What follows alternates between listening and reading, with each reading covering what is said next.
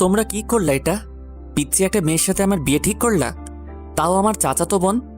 Graduation শেষ করে সবাই চাকরি নিয়েছি মাত্র, চাকরির 2 মাস বয়স হতে না হতেই বিয়ে। উপরের কথাগুলো রাসিফ তার মাকে বলছিল।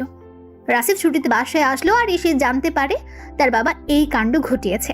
বাবার মুখের উপর কথা বলার সাহস নেই তার, তাই মার কাছে ইচ্ছে মতো তার মনের ক্ষোভ প্রকাশ করছে। এত কথা আমার কাছে করস না করে তোর বাবার কাছে গিয়ে করস কর, কাজে দিবে। তুমি তো ওনার কাছে যেতে বলছো। ছোট থেকে বড় হয়েছি, কোন কথাটা উনি শুনেছে আমার? উনি যা বলেছেন আমাকে সেটাই করিয়ে তারপর ছেড়েছেন। তুই এত রেগে যাচ্ছিস কেন? ক্লাস 9-এ পড়ে মেয়েটা। আরে এবার নিউটেন। সে যাই হোক, ওরে সেদিন দেখলাম মাটিতে গড়াগড়ি দিয়ে টাকার জন্য কান্না করতেছে। আর তোমরা তার সাথে আমার বিয়ে ঠিক করলে? কেমনে পারো তোমরা? তোর বাবা জানে, যা তাকে গিয়েই বল রান্না করতেছি, ডিস্টার্ব করিস না, যা সর। তোমরা কেউ আমার সাথে ভালো ব্যবহার করতেছো না। মনে থাকবে, মনে থাকবে, আমার সব মনে থাকবে। রাসিফ রান্নাঘর থেকে মায়ের সাথে রাগ দেখিয়ে বাইরে আসছিল। প্রতিমধ্যে বাবা তার সামনে পড়ে গেল। এত তাড়াহুড়া করে কোথায় যাচ্ছিস? বাবাকে দেখে রাসিফের গরম রক্ত একদম ঠান্ডা হয়ে গেল। রাসিফের আচরণ মুহূর্তেই বদলে গেছে। বাবাকে দেখে একটু নরম হয়ে বলল, এই তো বাবা, বাইরে যাচ্ছি। তোর মা কি তোকে কিছু বলেছে? জি বলেছে। তুই কি বলিস? আমি আর কি বলবো, তোমরা যা বলবে সেটাই। বাইরে কত দূর যাবি? টিক্কার দোকান পর্যন্ত। ঠিক আছে, তাড়াতাড়ি ফিরবি। তোর মায়ের রান্না মনে হয় শেষের দিকে। ঠিক আছে বাবা, তাড়াতাড়ি ফিরবো। রাসিফের বাবা চলে আসে রান্নাঘরে। এসে দেখে তার বউ মিটিমিটি হাসছে আর রান্না করছে। কি ব্যাপার, মুখে মিটিমিটি হাসি লেগে আছে দেখছি। আর বললেন না, আপনার ছেলে তো আমাকে রাগ দেখিয়ে গেল। কেন? কেন আবার? হবু বউয়ের বয়স কম তাই। ও আসুক বাড়িতে। না না, রাগারাগির মতো তেমন কিছু হয়নি, ও রাজি আছে। তুমি যে বললে। ও কিছু না, তরকারিটা দেখো তো ঠিক আছে কিনা। দাও 1 চামচ তুলে। এদিকে রাসিফ সেই টিক্কা খানের দোকানে তার বন্ধুদের সাথে দেখা করতে গেল। অনেকদিন পর শহর থেকে এসেছে, সবার সাথে দেখা করার জন্য মন কেমন কেমন যেন করছে তার। কিন্তু দোকানে গিয়ে সে হতাশ হলো। সে টিক্কার কাছ থেকে জানতে পারলো আগের মতো তাদের বন্ধুরা কেউ আর আসে না। কেউ কেউ কাজের জন্য গ্রাম ছেড়েছে, আবার কেউ কেউ নিজ গ্রামেই কাজে ব্যস্ত। তোর টিক্কা, তোর কি অবস্থা? হ্যাঁ ভাইয়া, আল্লাহ ভালোই চালাইতেছে। ভাই আপনার কি অবস্থা? ভালোই চলছিল রে, বাড়িতে আসার পর যন্ত্রণায় পড়েছি। থাক তাইলে, পরে আসবনি। ঠিক আছে ভাইয়া। আর ওরা কেউ আসলে আমার কথা বলিস। জি ভাইয়া, বল মনে। রাসিফ বাসায় চলে গেল। দুপুরের খাওয়াটা খেয়ে আবার তার মায়ের সাথে একাকী আলাপ শুরু করলো। ও মা, কি? এটা কোনোভাবে আটকিয়ে দাও না। এক কথা বারবার বলিস কেন মানা করার পরেও? ছোট মেয়েও। এই তুই দেখেছিস ওকে? দেখার পর বলিস কত বড় আর কত সুন্দর হয়েছে মেয়েটা। এখানে আসার পর লজ্জায় চাচির বাড়ির দিকে যাই নাই। সন্ধ্যায় এমনিতেই যেতে হবে, রাতে দাওয়াত আছে। আমি যেতে পারবো না। থাক গেলাম। ও মা। আর কাজ হবে না। রাসিফ হতাশ। সে জানে তার বাবা যখন বলেছে এটা শিওর হবে, তবুও আটকানোর বৃথা চেষ্টা করছে। দেখতে দেখতে সন্ধ্যা হলো। রাসিফের বাবা রাসিফকে সাথে নিয়ে চাচার বাড়িতে হাজির। এই বাড়িতে রাসিফ আগে কতই না আসা যাওয়া করেছে, আর এখন পুরো বাড়িটাই তার কাছে অচেনা লাগছে। বাড়ির লোকজনদের ব্যবহারে অনেক পরিবর্তন এসেছে। অতিথি পরায়ণতার ভাব একটু বেশি দেখা যাচ্ছে। রাসিফ তার লজ্জার বাঁধ ভেঙে চাচা চাচির সাথে দেখা করলো। তারপর তার দাদির সাথে দেখা করলো। তার দাদি আগে থেকে বাড়িতে থাকেন। কি হয়েছে দাদু ভাই? কিছু না। ঠিক সেই সময় দাদি, দাদি, মা তোমাকে ডাকছে। ছাগলের একটা বাচ্চা এখনো পাওয়া যাচ্ছে না। রাসিফ খেয়াল করলো মেয়েটার দিকে, আর দেখলো এই সেই মেয়ে। নাম ইয়াশা। খুব চঞ্চল, কিন্তু সেটা বাড়ির মধ্যেই, বাইরে গেলে একদম চুপ। রাসিফ অনেকদিন পর তাকে দেখছে আর ভাবছে, বড় তো হইছেই, আবার আমাকে বিপদেও ফেলেছে। দাদু ভাই তুই ঘরে গিয়ে বস, আমি আসছি তোর সাথে গল্প করতে। এবার ইয়াশা খেয়াল করলো যার সাথে তার বিয়ে নিয়ে আলোচনা হচ্ছে, মানে তার রাসিফ ভাইয়া, তার দিকে তাকিয়ে আছে। চোখে চোখ পড়তেই এক দৌড়ে ইয়াশা পালিয়ে গেল। হাইরে কপাল, বছরখানেক আগে এই বাড়িতে আসছিলাম, টাকা চাইতে চাইতে আমার কান ঝালাফালা করে দিচ্ছিল। যেই মেয়ে, সেই মেয়ে আজ আমাকে দেখে পালাচ্ছে। রাসিফ উঠে তার চাচার ঘরে গেল। সেখানে আবার দেখা হলো ইয়াশার সাথে। এবার লাইটের আলোয় রাসিফ তাকে ভালোভাবে দেখে এদিকে ইয়াশা দৌড়ে পালাবে এমন একটা ভাব। তখনই রাসিফ বলল, তোদের টিভি কি ঠিক আছে? জি ভাইয়া। অন কর। ইয়াসা টেবিলের ড্রয়ার থেকে রিমোট বের করে রাসিফের পাশে রেখে চলে যাচ্ছিল। এই কাণ্ড দেখে রাসিফ তাকে ডাকলো। এই শোন, জি ভাইয়া বলেন। তোরে আমি টিভি অন করতে বলেছি। লম্বা হয়েছিস, বুদ্ধি শুদ্ধি তো কিছু হয়নি। বলেছি একটা, করতেছিস আর একটা। ইয়াশা আবার ফিরে আসলো, নিজের রিমোটটা হাতে তুলে টিভি অন করলো। ইয়াশাকে রাসিফ যেতে না দিয়ে পাশেই বসালো আর নানান প্রশ্ন শুরু করে দিল। লেখাপড়ার কি অবস্থা? জি ভাইয়া ভালোই চলছে। ভালো হলেই ভালো। দাদির কি আগের মতো প্রেশার ওঠে? না ভাইয়া, অনেকটাই কমে গেছে। ও। রাসিফ পকেট থেকে মানি ব্যাগটা বের করলো। সেখান থেকে 100 টাকার একটা নোট বের করে ইয়াশার হাতে দিল আর বলল, গতবার তো 10 টাকা দিয়েছিলাম, এবার 100 দিলাম। এরপর আসলে 1000 দিব। ভালোভাবে পড়িস কিন্তু। ইয়াশা টাকা নিয়ে হতবাক। হবু বর তার ভালো লেখাপড়া করার জন্য 100 টাকা দিচ্ছে। কয়েকদিন পর এর সাথেই তার বিয়ে, আর বিয়ের 2 দিন পর শহরে চলে যাবে। সে মানুষটি এই কাজ করছে। ইয়াশা হাসতে গিয়েও হাসতে পারছে না। কোনো রকমে টাকাটা হাতে নিয়ে বলল, জি ভাইয়া ভালো করে পড়বো। আমি উঠি। বসে থাক, টিভি দেখ। ভাইয়া বাইরে কাজ আছে। আচ্ছা যা। ইয়াশা বাইরে এসে খিলখিল করে হাসতে হাসতে তার দাদির কাছে গেল আর সেখানে গিয়ে জোরে জোরে বলল, দেখো, আমার হবু বর আমাকে 100 টাকা দিয়ে বলে ভালো করে পড়ার জন্য। খবরটা বাতাসের আগে পৌঁছে গেল রাসিফের মায়ের কানে। উনি তো কথাটা শোনার পর লজ্জায় মাথা কাটা যায় এমন অবস্থা, কারণ মাত্র 100 টাকা দিয়েছে, তাও নিজের হবু বউকে। রাসিফের মা ইয়াশাকে সাথে নিয়ে সেই ঘরে গেলেন। রাসিফ রিমোট দিয়ে টিভির চ্যানেল চেঞ্জ করছিল। ওই তুই এটা কি করছিস? কি করলাম? রাসিফ দেখলো তার মায়ের পাশে ইয়াশা মিটিমিটি হাসছে। তুই ওরে 100 টাকা দিছিস কেন? তো কত দিব? কি রে, তোর কম হয়েছে আগে বলবি না? এই নিয়ে আরো 100 দিচ্ছি। রাসিফের মা রাসিফের কাছে এসে ফিসফিসিয়ে বলল, নিজের হবু বউকে তুই 100 টাকা দিস? হ্যাঁ, মান সম্মান তুই রাখছিস? আরে কিসের বউ? ওরে তো আমি সেই ছোট্ট ইয়াশা মনে করে দিলাম। প্রতিবার তো টাকা দেই, তাই এবার এসেও দিলাম। এবারে ব্যাপারটা আলাদা। 2000 টাকা বের কর। কেন? বুঝিস না? ওরে দে। আর শুন, আমি বাইরে যাওয়ার পর দিবি, ওকে? রাসিফের মা চলে গেলেন। রাসিফ এবার কিছুটা রাগান্বিত হলো। এই এদিকে আয়। জি ভাইয়া বলেন। তোরে যে আমি টাকা দিয়েছি, বাইরে বলতে যাচ্ছিস কেন? টাকা দিয়েছেন তো, তাই খুশিতে বলেছি। বেশি চালাক হয়েছিস তাই না? মা তোকে টাকা দিতে বলেছিল, যা দিব না। তাহলে আমি বাইরে যাওয়ার পর কেউ যদি জিজ্ঞেস করে বলবো যে ভাইয়া আগের যে 100 টাকা দিয়েছিল সেটাও রেখে। এই দাঁড়া দাঁড়া, টাকা নিয়ে যা। এখন আর নিব না, রেখে দাও, পরে নিব। পরে আবার কখন নিবি? আমার যখন ইচ্ছা। আমি তো থাকবো না। ইয়াশা কিছু বলল না, একটু হেসে রুম থেকে বেরিয়ে গেল। রাসিফ বুঝতে পারে না ওর টাকা না নেওয়ার কারণটা কি। রাসিফ আবার টিভি দেখায় মন দেয়। বাড়ির মধ্যে রান্না বান্না, বাচ্চাদের দৌড়াদৌড়িতে কেমন একটা উৎসবমুখর পরিবেশ সৃষ্টি হয়েছে। দুই পরিবারের সম্পর্ক যে গভীর হতে যাচ্ছে, এটাই তার প্রতিচ্ছবি। রাতে খাওয়া দাওয়ার পর্ব শেষ হলো। রাসিফের বাবা নিজের ভাইকে ডাকলেন আর বিয়ের দিন তারিখ ঠিক করার পরামর্শ শুরু করলেন। রাসিফ সহ সবাই সেখানে উপস্থিত ছিল। ছিল না শুধু ইয়াশা। সে তার নিজের রুমে দরজা লাগিয়ে শুয়ে আছে। সে শুয়ে থেকে ঘামছিল আর তার বিয়ের কথা ভাবছিল। এটা ভয় নাকি লজ্জা সেটা সে বুঝতে পারছে না, তবে নিজেদের মধ্যে হওয়ায় ততটা টেনশনে সে ছিল না। ইয়াশা রাসিফের মায়ের কাছ থেকে শুনেছে, বিয়ে হলে তোকে রাসিফ সাথে নিয়ে যাবে রে, তুই তো আর আমাদের সাথে থাকবি না।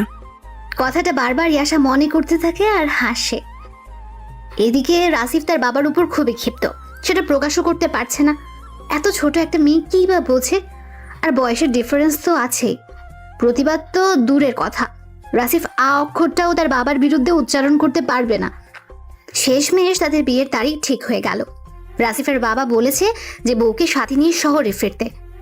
প্রথমে রাসিফ নারাজ হয়, পরে একটু জোরাজোরিতে রাজি হয়ে যায়।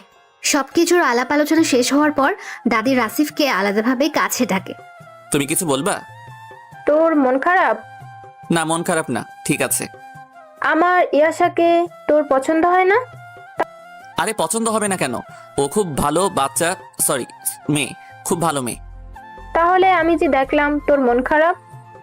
আসলে আমার খুব ঘুম পাচ্ছে, আর ঘুম পেলে তো জানোই চোখ মুখ দুটোই ভার ভার লাগে, তো এটা দেখেই হয়তো মনে করেছো আমার মন খারাপ। হইতে পারে, চল তোর ঘুম ভাঙিয়ে নিয়ে আসি, আয় আমার সাথে। রাসিফ তার দাদির পিছু পিছু যাচ্ছে। এদিকে দাদি ইয়াশার রুমের দিকে পা বাড়িয়েছে। রাসিফ তো বুঝতে পারছে না তাকে কোথায় নিয়ে যাচ্ছে। দাদি ইয়াশার দরজায় গিয়ে টোকা দিল কয়েকবার।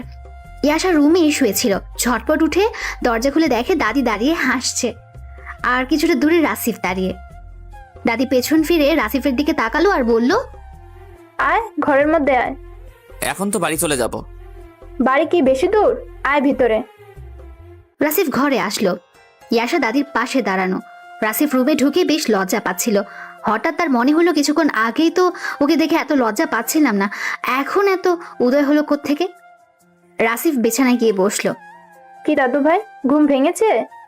হ্যাঁ, খুব ভেঙেছে। এখন তো কোনো ঘুমই নেই আমার চোখে। এই যে আমার পাশে দাঁড়িয়ে তোর ঘুম ভাঙানো ওষুধ। ইয়াশা কথাটা শুনে লজ্জা পায় আর দাদির পিঠে চিমটি কাটে। দাদিও বুঝতে পারে সে বেশি বেশি বলে ফেলেছে। দাদি আর দাঁড়িয়ে না থেকে বিছানায় গিয়ে বসলো। এখন দুই হবু বর আর বউ দুপাশে, মাঝখানে দাদি। নে তোরা কথা বল, আমি শুনি। কি কথা বলবো? আর দাদি তুমি থাকো, আমি যাই এখন। এত পালাই পালাই খেলা তো যাবে না, ওই দিন শেষ। এখন অনেক কিছু না চাইলেও সহ্য করতে হবে ভাই। এই ইয়াশা, তুই কিছু বল। ইয়াশা ফিস ফিস করে বলে, আরে আমি কি বলবো, ওনাকে যেতে দাও। আচ্ছা, আমি তোদের মতামত শুনি। এই ইয়াশা, তুই বল তো, রাফিককে তোর পছন্দ হয়েছে? ইয়াশা মুখের উপর কিভাবে বলবে, লজ্জায় চোখ মুখ লাল হয়ে গেছে। দাদি তো সেটা বুঝতেই পারছে না। কি রে বল। হুম, হুম, কি? পছন্দ হয়েছে। আর তোর? হ্যাঁ হয়েছে। কি রে অন্যদিকে তাকিয়ে কি বললি? ওকে ভালো করে দেখে তারপর বল। দাদি রাসিফকে ধীরে ধীরে ঝামেলার মহাসমুদ্রে ফেলে দিয়েছে। এখান থেকে বাঁচার একটা উপায় দাদি যা যা বলে সেসব শুনে ঝটপট চলে যাওয়া। এদিকে নিজের হবু বউয়ের দিকে তাকাতেও পারছে না। কোনো রকমে কষ্ট করে চোখটাই আশার দিকে করলো। আর রাসিফ তখন যা দেখতে পেল, একটা পরী তার দিকে তাকিয়ে মিটমিটিয়ে হাসছে। পরীর চোখ বলে দিচ্ছে সে কতটা খুশি। হয়তো রাসিফকে সে এতক্ষণে ভালোবেসে ফেলেছে, আর সেটাই এই মুহূর্তেই। রাসিফ ভাবনা থেকে বেরিয়ে এসে বলল, পছন্দ হয়েছে, এবার আমি যাই দাদি। পছন্দ হবে না কেন? দেখতে হবে না নাতিটা কার? তাহলে আমি কার? দুটোটাই আমার। তিনজনেই হেসে উঠল। এই আশা, জি ভাইয়া। দেখ তো আব্বা আম্মা বের হয়েছে কিনা। আচ্ছা ভাইয়া, দেখছি। ইয়াশা বাইরে থেকে ঘুরে এসে বলল, চাচি আম্মা বললো একটু পরেই বের হবে। ও এই তোরা একটু বস, আমি এক্ষুনি আসছি, কেউ চলে যাস না কিন্তু। দাদি চালাকি করে বাইরে চলে গেল যাতে ওরা একটু কথা বলতে পারে। এদিকে রুমের মধ্যে দুজনেই চুপ। রাসিফ ঘরের কোনায় কোনায় দৃষ্টি দিচ্ছে। মাঝে মাঝেই আশার চোখেও চোখ পড়ছে। না, এভাবে আর কত সময় থাকা যায়। রাসিফ তার লজ্জা ভেঙে বলল, কিছু বলবি তুই? হুম, বল। আপনি ওখানে থাকেন কোথায়? ওখানে মানে? শহর। কোথায় আবার? একটা বিল্ডিং এর ফ্ল্যাটে। আপনি একাই থাকেন? একাই তো। অফিসে থেকে কত দূর? কাছে। সময় অসময় বাসায় আসতে পারবেন? মানে আমি অসময়ে কেন বাসায় যাব? আমি যে বাসায় একা থাকবো, যখন ভয় লাগবে আপনাকে কল করে বাসায় আসতে বলবো। রাসিফ অনেকটা অবাকই হলো। বিয়ের আগে এ মেয়ে কি সব ভেবে রেখেছে? ফোন করলে আপনি আসবেন তো? ঠিক আছে, তখন দেখা যাবে। আর কিছু বলবি? কিন্তু এখন না। না বল, আমি শুনেই যাব। দাদি না বলে গেল আমরা যেন এখান থেকে আগেই না যাই, সে আসবে তারপর যাওয়া। বুড়িটা দিন দিন বুড়ি হচ্ছে, আর মাথার মধ্যে শয়তানি বুদ্ধি নিয়ে ঘোরা শুরু করছে। অমন করবই। আচ্ছা, আপনি কাজ শেষ করে কখন বাসায় ফিরবেন? রাতে 8টা বা 9টা। আমার এত সময় বাসায় একা থাকতে হবে? হ্যাঁ। আমার খুব ভয় করবে। তাহলে বাবা মাকে জানাতে হবে যে তুই যেতে চাচ্ছিস না। না না, যাওয়া তো আমি যাবই, শুধু আপনি তাড়াতাড়ি ফিরবেন, তাহলেই হবে। এসব কথা রাখতো, অন্য কিছু বললে বল। আরেকটা কথা বলবো, আপনি বড় বলাটা ঠিক হবে না, কিন্তু আবার ঠিকও হবে। কি কথা? রাগ করবেন না তো? রাগ করবো না, বল। মানে এটা পাত্রী হিসেবেই বলছি, আপনি কি কোনো মেয়েকে ভালোবাসেন, বা কারো সাথে আপনার রিলেশন আছে বা ছিল? রাসিফ ভাবছে মেয়েটা অতি মাত্রায় চালাক হয়ে গেছে। এর মুখ থেকে এরকম প্রশ্ন রাসিফ আশা করেনি। রাসিফ কিভাবে উত্তর দেবে ভাবছে। উত্তর না দিলে ভাববে কিছু একটা ছিল কারোর সাথে। আসলে তো রাসিফের কখনো কোনো মেয়ে পছন্দই ছিল না, লেখাপড়া নিয়ে ব্যস্ত সময় পার করেছে। রাসিফ গলাটা ঝেড়ে বলল, না, কোনো মেয়ে ভালোবাসিনি, রিলেশন এখন নেই, আগেও ছিল না। ইয়াশা খুব খুশি হলো আর সেই খুশিতে বলতে শুরু করলো, আমিও না, আমি কাউকে কখনো পছন্দ করিনি, আর আপনাকে আমার খুব পছন্দ। তোকে আমি কিছু বলতে বলেছি? সরি। রাসিফ আর কোনো কথা না বলে বাইরে চলে আসলো। পরদিন থেকে শুরু হলো বিয়ের আয়োজন। বিয়ের দিনকে কেন্দ্র করে আয়োজন ভালোই এগোচ্ছিল, কিন্তু হঠাৎ রাসিফের অফিস থেকে খবর আসে যে তাকে দুদিনের মধ্যে অফিসে ফিরতে হবে, তার অফিসে ফেরা জরুরি। রাসিফ বাড়ির সবাইকে এই কথাটা জানাতেই দুই বাড়ির লোকজনের মনে বাজ পড়ার মতো অবস্থা। সবার মনে প্রশ্ন, এখন কি হবে? এত অল্প সময়ে বিয়ে বা কখন হবে? নাকি রাসিফ আবার ছুটিতে আসলে তখন বিয়ের ব্যবস্থা করা হবে? এসব নানান কথা যখন সবাই বলা বলি করছিল, রাসিফের বাবা নিজের দুই বাড়ির লোকজনকে এক করলো, সেটা রাসিফদের বাড়িতে। রাসিফ যখন শুনতে পেল তার বাবা ওই বাড়ির সবাইকে ডেকেছে, তখন বলল, এই মানুষটা আমাকে বিয়ে করে দিয়ে তারপর ছাড়বে। ইয়াশাদের বাড়ি থেকে সবাই আসলো, তাদের সাথে কথাবার্তা হলো। শেষমেশ সিদ্ধান্ত হলো আজ সন্ধ্যায় বিয়ে। হুট করে বিয়ে হওয়ায় বাইরের কাউকে জানানো হবে না। এরকম সিদ্ধান্তে ইয়াশার মনটা খুব খারাপ হয়ে গেল। কারোর সাথে কোনো কথা না বলে একা বসে রইল। এদিকে রাসিফও ব্যস্ত হয়ে গেছে, নতুন বউকে নিয়ে ফ্ল্যাটে উঠতে হবে। ফ্ল্যাটে অনেক কিছুই নেই, কথাটা রাসিফ তার বাবাকে জানায়। রাসিফের বাবা শুনে রাসিফকে অভয় দিয়ে বলে, কোনো চিন্তা করিস না, আমি যাওয়ার সময় যা লাগে দিয়ে দিব। রাসিফের বিন্দু মাত্র কথা বলার জায়গা রাখে না তার বাবা। রাতে কোনো রকমে ছোটখাটো একটা আয়োজন করে রাসিফ আর ইয়াশার বিয়ে হলো। নিজেদের মধ্যে কিছু খাওয়ার ব্যবস্থা, বর বউয়ের বাসর সাজানো, এরকম টুকটাক কাজ কম সময়ে করে ফেললো বাড়ির বাকি ছেলে মেয়েগুলো। রাতে বিয়ের কাজ সম্পন্ন হওয়ার পর বর আর বউকে সাথে নিয়ে সবাই আড্ডা দিতে শুরু করলো। যেহেতু বিয়েটা একদমই পারিবারিকভাবে হয়েছে, তাই বোঝাই যাচ্ছে না এখানে একটা নতুন বউ বর বসে আছে। ছোট বাচ্চা থেকে শুরু করে মুরব্বী পর্যন্ত সবাই আড্ডায় মেতে উঠলো। এই আড্ডাতে টপিকগুলো ইয়াশা আর রাসিফকে নিয়ে। তাদের অনেক ছোটবেলার কাহিনীও তুলে ধরা হলো। ইয়াশা ছোটবেলায় রাসিফ ইয়াশাকে কোলে করে অনেক ঘুরেছিল। বিশেষ করে ইয়াশার মা যখন ইয়াশাকে মারতো, ইয়াশা তখন খুব কান্না করতো। এই বাড়ি থেকেই ইয়াশার কান্নার আওয়াজ পাওয়া যেত। ইয়াশার গলার আওয়াজ শুনে রাসিফ বসে থাকতে পারতো না। পড়তে বসা হোক বা খেতে বসা হোক, যে অবস্থাতেই থাকুক দৌড়ে ইয়াশার কাছে চলে যেত। চাচির কাছ থেকে ইয়াশাকে উদ্ধার করতে রাসিফ যখন এসে হাজির হতো, তখন দাদি বলতো, এই তো জামাই হাজির, ইয়াশা মা আর ইয়াশাকে মারতে পারবে না। আজ দাদির কথাটা সত্য হলো। তিনি তার কথাগুলো এ আড্ডায় তুলে ধরলেন। অনেক রাত পর্যন্ত আড্ডা দিতে দিতে কারো খেয়ালই নেই যে অনেক সময় হয়ে গেছে। ইয়াশার খুব ঘুম পাচ্ছে। এদিকে রাসিফের চোখও লাল হয়ে গেছে। নতুন বর বউ, তাই মুখ ফুটে বলতেও পারছে না। ঘুমে যখন ধৈর্য হারা হলো দুজন, তখন হঠাৎ দুজন একসাথে বলে উঠলো, ঘুম পাচ্ছে। কথাটা শুনে সবাই একে অপরের দিকে তাকানো শুরু করলো। ইয়াশা আর রাসিফও বেশ লজ্জায় পড়ে গেল। কথাটা কাকতালীয়ভাবে একসাথে দুজনের মুখ থেকে বের হয়েছে। যাই হোক, ইয়াশা আর রাসিফকে এই আড্ডা থেকে উদ্ধার করলো তাদের দাদি। দাদির কানে এই কথা পৌঁছতে না পৌঁছতেই উনি এসে দুজনকে উঠিয়ে রাসিফের ঘরে নিয়ে গেলেন। রাসিফের রুমটা মোটামুটি ভালোই সাজানো হয়েছে। নেন, এবার আপনারা ঘুমান, আমি আর এখানে আর থাকবো না, এখনই চলে যাচ্ছি।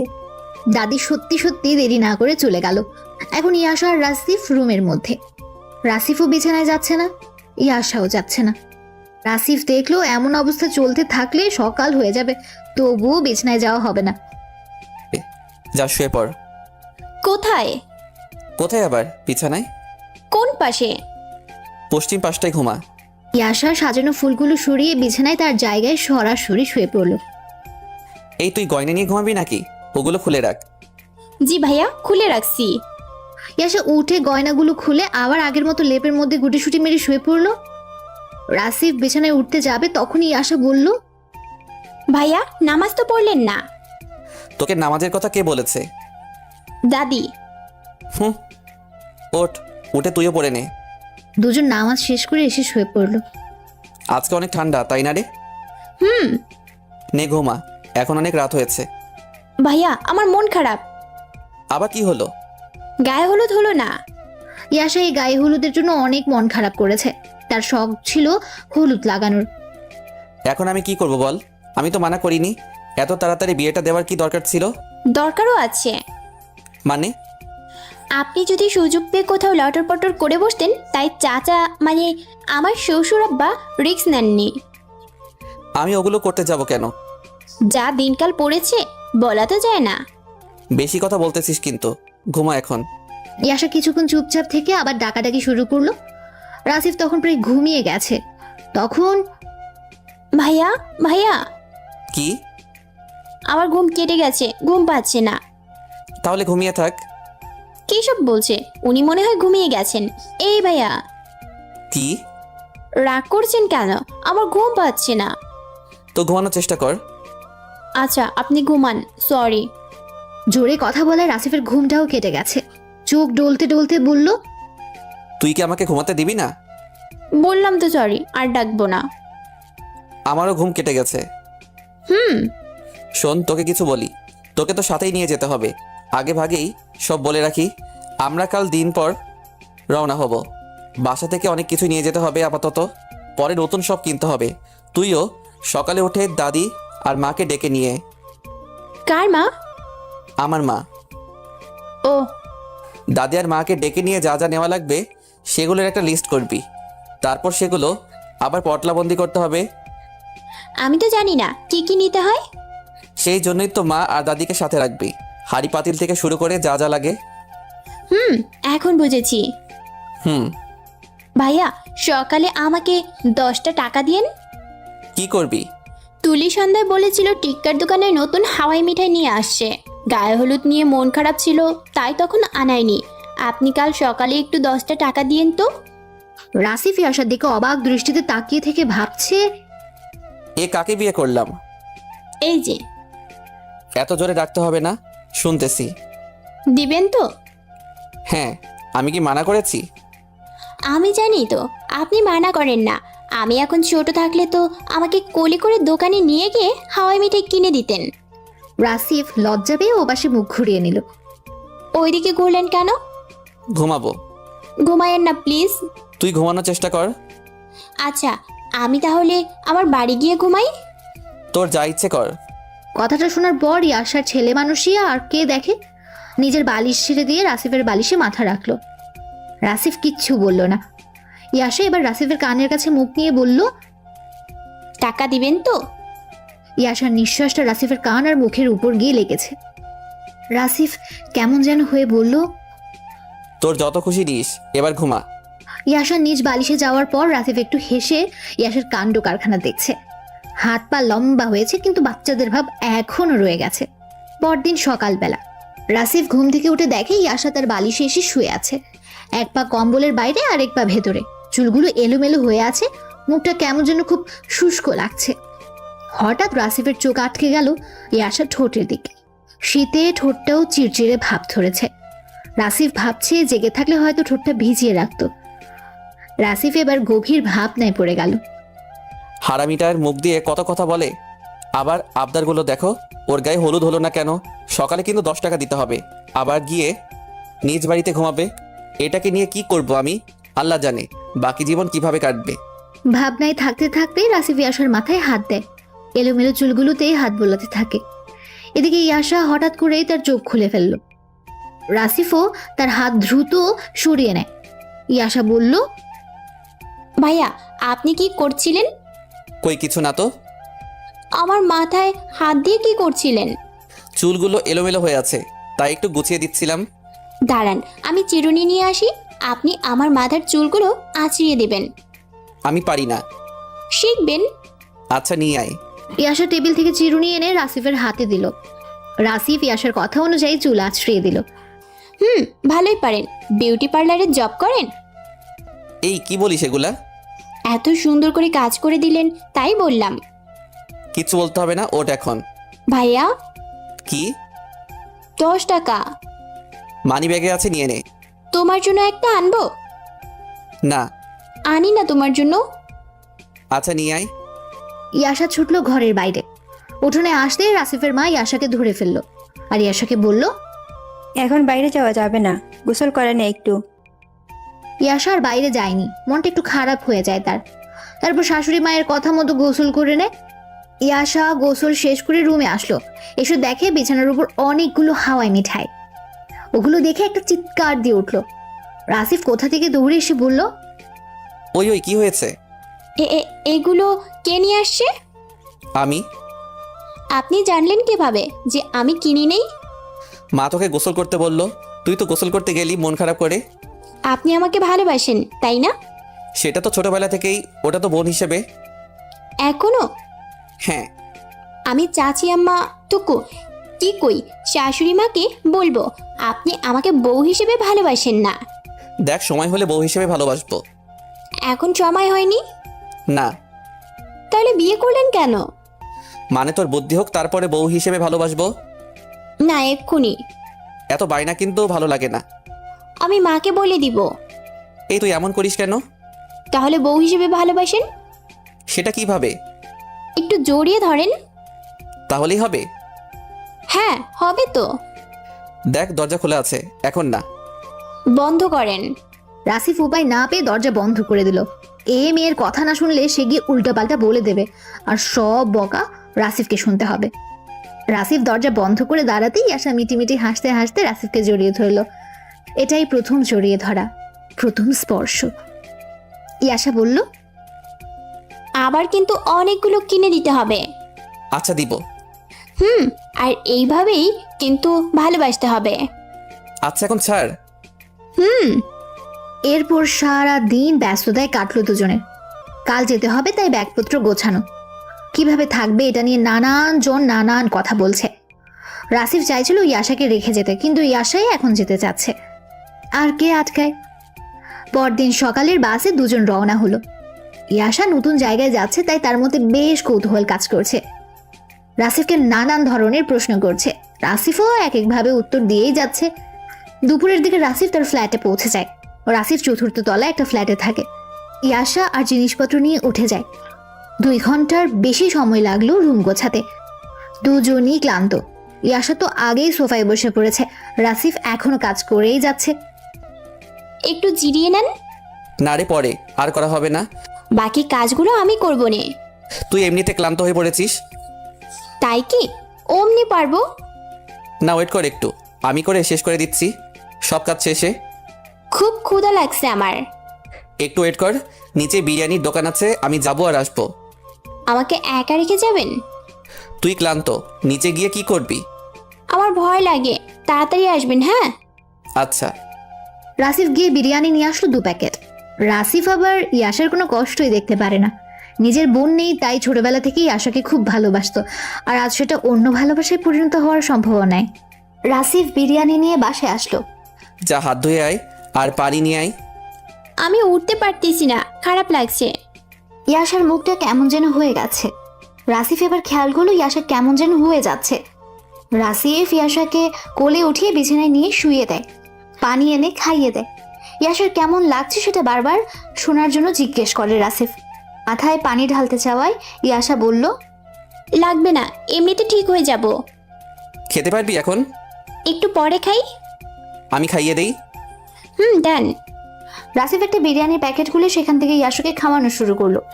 2-1 বার মুখে নেওয়ার পর, আমি জানি তোর একটু খারাপ লাগবে, নতুন পরিবেশ আর খাওয়াটাও একটু লেট হয়ে গেছে। আপনি চিন্তিত হইয়েন না, আমি মানিয়ে নিব। আমি জানি তুই পারবি। আমাকে একটু পানি দেবেন? পানি খাবি? না, হাত ধোবো। আমি তো খাইয়ে দিচ্ছি, হাত ধোয়ার কি দরকার? আগে দেন। ইয়াশা হাত ধুয়ে নিয়ে এবার হাতে খাবার তুলে রাসিফের মুখে ধরলো। আমাকে খাইয়ে দিতে হবে কেন? অনেক কাজ করেছেন আর নিজে না খেয়ে আমাকে খাওয়াচ্ছেন। আমি যদি বলতাম কে নেন, আপনি বলতেন আগে তোর খাওয়া শেষ হোক তারপর আমি খাবো। এতক্ষণ তো আমার ধৈর্য কুলাবে না, তাই আমি খাইয়ে দিচ্ছি। করেন। ইয়াশাও খাইয়ে দেওয়া শুরু করলো। ইয়াশা খাবার তুলে দিতে দিতে বলল, দাদি আমাকে অনেক কিছু বলে দিয়েছে। কি বলে দিয়েছে? সব বলা যাবে না, আমার লজ্জা করে। না, বল দেখি কি বলে দিয়েছে। বলেছে যে আমি যেন আপনার খুব যত্ন নেই, খেয়াল রাখি, আপনার বদ অভ্যাস দূর করার জন্য আপনাকে বকা দেই। আর কি? বলা যাবে না। নিশ্চয়ই শয়তানি বুদ্ধি শিখে দিছে, তাই না? না, তাহলে রোমান্টিক বুদ্ধি শিখিয়ে দিয়েছে। কি সেটা? না, যা বলে দিয়েছে সেটা আমার মুখ থেকে বের হবে না।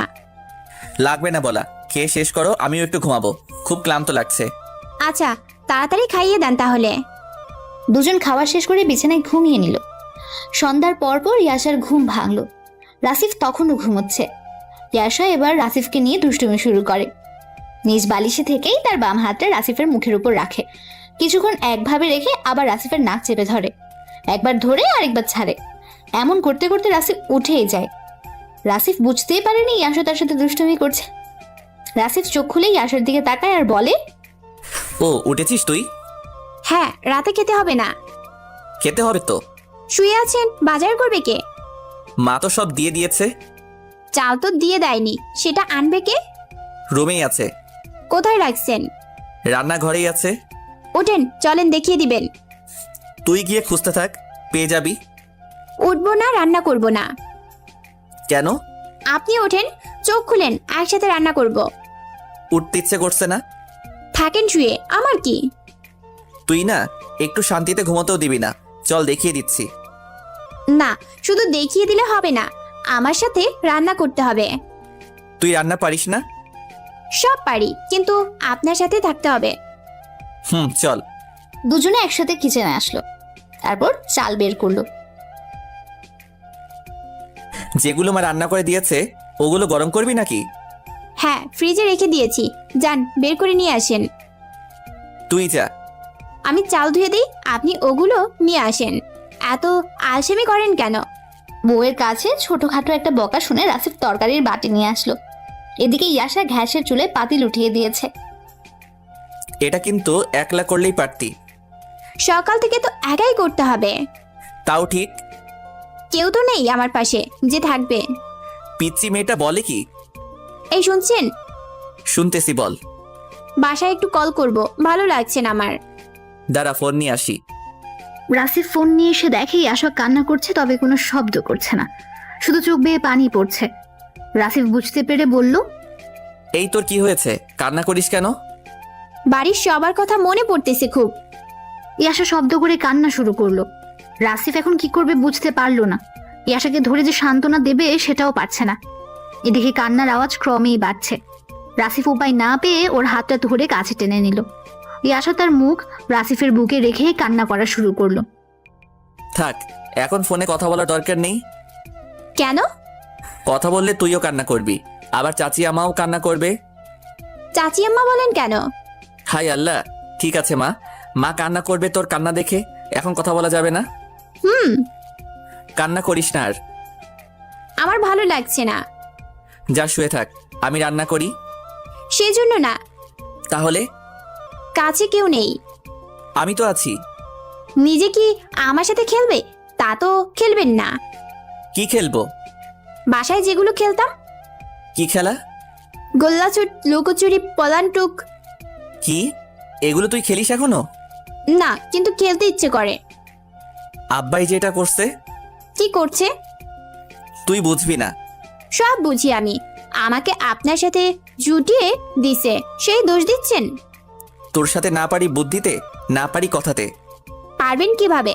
আপনার মাথায় কিছু আছে নাকি? তোর মাথায় যে এত কিছু আছে, তাহলে তুই কান্না করিস কেন? ভালো লাগে না যে সবার কথা মনে পড়ে। ইয়াশা দাঁড়িয়ে দাঁড়িয়ে রাসিফের বুকে মুখ লুকিয়ে কান্না করে টি শার্টটা একদম ভিজিয়ে ফেললো। কোনো রকম রান্না শেষ করে রাতের খাওয়াটা সেরে নিল তারা। ইয়াশার মন তো খারাপ হয়েই আছে। রাসিফও চুপচাপ কিছু বলছে না। ইয়াশা আনমনে তার হাত দেখছে, মাঝে মাঝে এদিক ওদিক তাকাচ্ছে আর মাঝে মাঝে চোখের পানি মুছছে। রাসিফ বুঝলো মেয়েটার বেশ একা লাগছে, ওকে সঙ্গ দিতেই হবে, কিছু একটা বলে হাসাতে হবে। ইয়াশা ছিল কম্বলের বাইরে আর রাসিফ কম্বলের ভেতরে। ইয়াশার মন খুশি করার জন্য বলল, কেউ যদি কম্বলের ভেতর আসতো তাহলে তাকে গল্প শোনাতাম। পরবর্তীতে শুনতে চাইলে আমি কিন্তু শোনাতে পারবো না। শহরে অনেক ভালো হাওয়াই মিঠাই পাওয়া যায়। কথাটা বলার সাথে সাথেই আশা কম্বলের ভেতরে ঢুকে বলল, এই কথাটা আগে বললেই হতো। কখন থেকে ডাকছি, আসলি না কেন? আবার কড়া কথা বলা শুরু করছেন, বাইরে যাব কিন্তু। না থাক। কয়টা হাওয়াই মিঠাই আনবেন? তোর কয়টা লাগবে? 2টা। ঠিক আছে। না না, 3টা হলেই হবে। 3টা তো? 4টা হলেই মনটা ভরতো। হ্যাঁ ঠিক আছে, 4টাই। 5টা আনলে কিন্তু মন্দ হবে না। আনবেন যখন একটা না হয় বেশি আনবেন। রাসিফ আর নিজের ধৈর্য ধরে রাখতে পারলো না, চটপট নিজের হাতটা ইয়াসার মুখের উপর রাখলো। ইয়াসাও কেমন যেন একটু ভয় পেয়ে চোখ বড় বড় করে ফেললো। চুপ। হ্যাঁ, আমার যে কয়টা মন চায় সেই কয়টাই আনবো। সকালে অফিস আসতে ঘুমাতে হবে। রাসিফ হাত তুলে নিয়ে আবার আগের অবস্থায় ফিরলো। ইয়াসা একটু অভিমান করে আবার কম্বলের বাইরে বের হয়ে শুয়ে থাকলো। রাসিফ দেখেও কিছু বলছে না। এদিকে ইয়াসা মনে মনে আশা করে বসে আছে রাসিফ তার রাগ ভাঙাবে, কিন্তু না, রাসিফের সেদিকে কোনো খেয়ালই নেই। ইয়াসা বারবার আর চোখে রাসিফের ভাবমূর্তি দেখার চেষ্টা করছিল।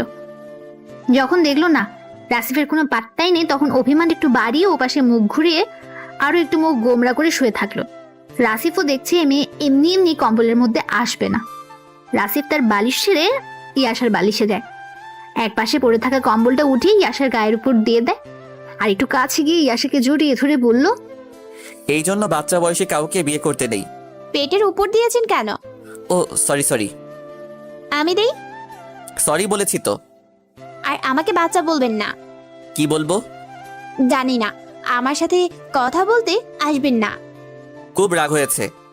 না, একটুও হয়নি। সরি বললাম তো। আর অনেকগুলো হাওয়াই মিঠাই এনে দিব। আমি জানি আপনি আমার রাগ ভাঙানোর চেষ্টা করছেন। আমার রাগ তখনই ভাঙবে যখন আপনি ওগুলো নিয়ে আসবেন। আচ্ছা ঠিক আছে, এখন তাহলে ঘুমা। রাতে আর তাদের মাঝে কোনো কথা হলো না। রাসিফ ফিরে গিয়ে তার বালিশে ঘুমালো। পরদিন সকালবেলা রাসিফের ফোনে অ্যালার্ম বেজে উঠলো। রাসিফ ইয়াসাকে ডাকার জন্য পাশ ফিরে দেখে ইয়াসা নেই। রাসিফও ঝটপট উঠে কিচেনের দিকে দৌড় দেয়। গিয়ে দেখে মেয়েটা রান্না করছে, তবে রাসিফের একটা শার্ট আর একটা প্যান্ট পরে। ওই এগুলো কি? কথা বলবেন না আমার সাথে। ফ্রেশ হয়ে নেন, রান্না শেষের দিকে। দাঁড়িয়ে না থেকে গোসল করে আসেন, দেরি হয়ে যাবে অফিসের। আর এই প্যান্ট শার্ট? আমার ইচ্ছে হয়েছে পড়েছি। আর কিছু বলবেন? না, বলার জায়গা তো নেই। কথা কম বলে কাজ বেশি করুন। রাসিফ গেল ফ্রেশ হতে। ইয়াসা রান্না শেষ করে রাসিফের জন্য খাবার টেবিলে সাজাচ্ছে। রাসিফ এসে টেবিলে বসলো। এই যে, আমি কিন্তু এখন খাবো না। কেন?